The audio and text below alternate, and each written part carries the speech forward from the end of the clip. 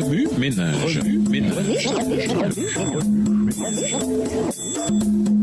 Bienvenue à votre émission Remue ménage. Voilà au jeudi 14 avril.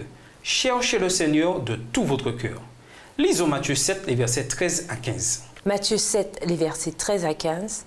Entrez par la porte étroite, car large est la porte, spacieux est le chemin qui mène à la perdition, et il y en a beaucoup qui entrent par là. Mais étroite est la porte, resserré le chemin qui mène à la vie, et il y en a peu qui les trouvent. Gardez-vous des faux prophètes. Ils viennent à vous en vêtements de brebis, mais au-dedans, ce sont des loups ravisseurs. La vie chrétienne peut être remplie de défis, y compris de la tentation de croire à des interprétations ambiguës et déroutantes de la parole de Dieu et d'utiliser des sources extérieures inexactes. Il est donc obligatoire pour les chrétiens de rechercher rigoureusement la vérité dans la parole de Dieu.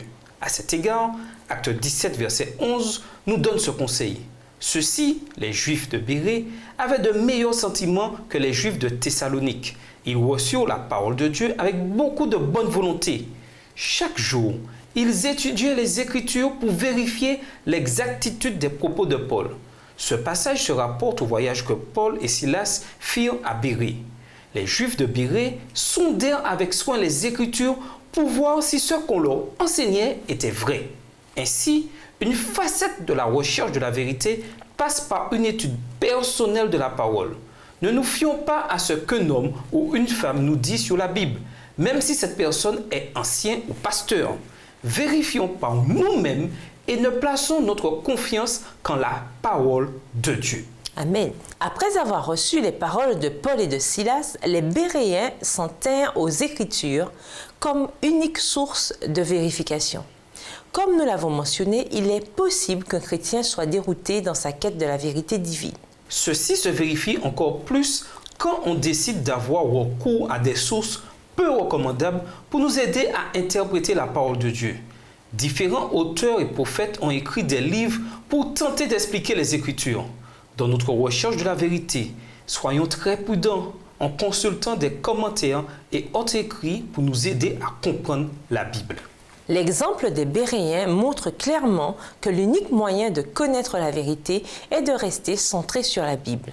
La parole de Dieu est éternelle. Les cieux, la terre et tout ce qu'ils contiennent passeront, mais la parole de Dieu demeurera éternellement. Remue ménage. Lisons Apocalypse 22, verset 18. Apocalypse 22, le verset 18. Je le déclare à quiconque entend les paroles de la prophétie de ce livre. Si quelqu'un y ajoute quelque chose, Dieu le frappera des fléaux décrits dans ce livre. De quelle manière les chrétiens transgressent-ils ce texte aujourd'hui? Selon vous, sommes-nous aussi fidèles aux Écritures que les Béréens? Expliquez. Au revoir. Et à demain si Dieu veut. Remue ménage.